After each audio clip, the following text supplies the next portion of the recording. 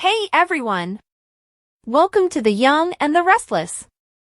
I'm Jane, and I'm so excited to have you here. If you love Young and the Restless, then you're in the right place. Make sure to hit that subscribe button and turn on notifications so you never miss a video. Alright, let's dive right in. Imagine this, Cole Howard, a man who's always been strong, confident, and full of life, suddenly begins to collapse. A mysterious illness takes him down, but he refuses help, brushing it off as just a bug. But when he's rushed to the hospital, the shocking diagnosis comes in Legionnaires' disease. It's deadly, and time is running out. Victoria and Claire, the two women who love him, are left in a race against time, clinging to hope, but is it already too late? As Cole faces the fight of his life, they're left to question if they're about to lose him forever. Tragedy ahead for Claire and Victoria. Is Cole going to die? Life has a way of throwing unexpected challenges at us, and for Victoria Newman, Claire Grace Newman, and Cole Howard, their world was about to be turned upside down by something none of them could have foreseen. What started as an ordinary day would soon spiral into a crisis, one that would leave them all changed forever. And at the heart of it all was Cole, a man who had seemed strong and untouchable, yet now, lying in a hospital bed in Chicago, he was fighting for his life. The beginning of a slow decline. It all started when Cole returned from a business trip, carrying what he brushed off as a simple bug that he'd picked up along the way. There was nothing alarming about it at first, just a cough, some tiredness, things that could have been passed off as minor inconveniences. But as time went on, Cole began to show signs of something much worse. At first, it was subtle. He seemed more exhausted than usual. He struggled to keep up with daily routines. But it was the coughing, persistent and worsening, that caused the first real concern. There was also the dizziness, a disorienting lightheadedness that caught him off guard during a dance with Victoria at Nikki Newman's birthday party. That's when things took a darker turn. Victoria, seeing him stumble and clutch his chest, immediately sensed something was terribly wrong. She urged him to go to the hospital, but Cole, stubborn as always, insisted it was nothing. "It's just a bug," he said. "I'll be fine." But deep down, Victoria couldn't shake the feeling that this was more than just a passing illness. Still, she respected his wishes, though the nagging worry in her mind grew. The next day, Cole collapsed in the lobby of the athletic club. That was when it became impossible to ignore any longer. Victoria called 911 in panic, and soon, paramedics rushed him to the hospital. That was when the reality of the situation started to hit. He was no longer the man who'd been invincible. Something was terribly wrong, and it wasn't going away on its own. A shocking diagnosis.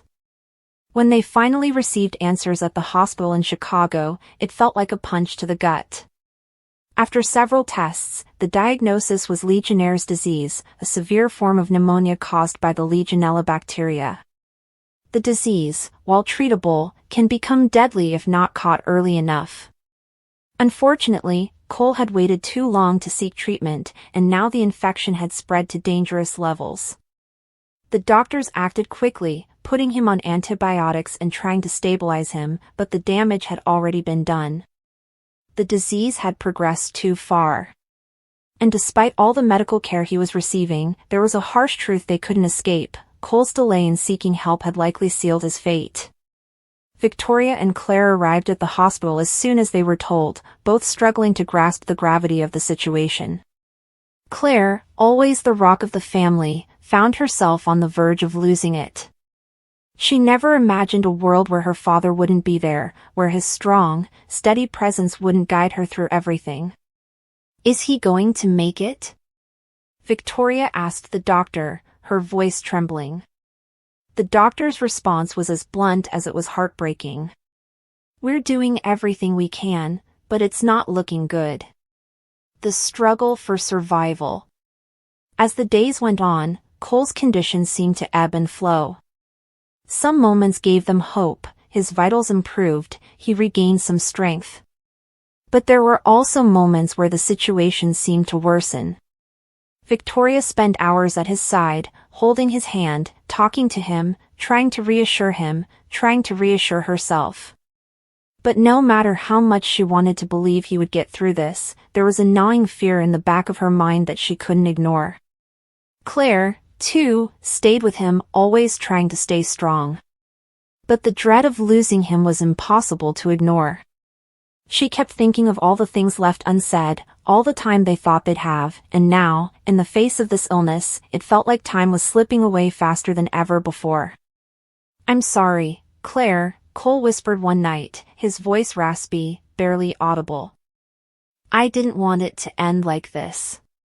Claire fought to hold back the tears, her heart breaking. "Don't say that, Dad. You're going to be okay. You're not leaving us." But deep down, Claire knew. She knew the time they had with him was running out, and nothing could change that. Saying goodbye. The doctor's worst fears were soon confirmed. Cole's condition had taken a turn for the worse. Despite their best efforts, his body was no longer responding. The infection had spread, and there was nothing more they could do. Victoria and Claire were called into the doctor's office, where they were given the devastating news. "Victoria, Claire," the doctor said gently. "We've done everything we can, but Cole's body is no longer responding to the treatment. I'm afraid the end is near." The world seemed to stop at that moment. The weight of the words hung heavy in the air. Victoria squeezed Claire's hand, her mind struggling to process the enormity of what they were facing. They hadn't been prepared for this. They had expected more time. More moments. But now, all that was left was the stark reality of their impending loss. That evening, Cole asked to see them both. His face was pale, his body weak, but there was a quiet peace about him. As he looked at them, his voice soft but steady, he spoke the words neither of them wanted to hear. "I've made my peace with this," he said, tears welling in his eyes. "I just want you both to know how much I love you. I'm sorry for everything." Victoria's heart broke as she held his hand, trying to comfort him even though the pain in her chest was overwhelming. "You're not leaving us, Cole. You're going to be okay." But Cole shook his head, a sad smile on his lips. "I'm not. I've fought long enough. But I want you to know, I'm at peace." That was the moment they knew. The man who had always been so strong, so full of life, was letting go. The aftermath. Victoria and Claire were left to navigate the world without him, trying to pick up the pieces of their shattered hearts. The grief was unbearable. The man they had both loved so much was gone, and no amount of time could prepare them for the emptiness he had left behind. At his funeral, as they stood at his grave, Victoria squeezed Claire's hand. They had been through so much together, and now, they would have to find a way to move forward even without him. But they would have each other. And that, in the end, was what would help them survive the pain. Though Cole was gone, his love would always be with them. If you enjoyed my story, don't forget to like and subscribe to my channel for more real-life stories like this.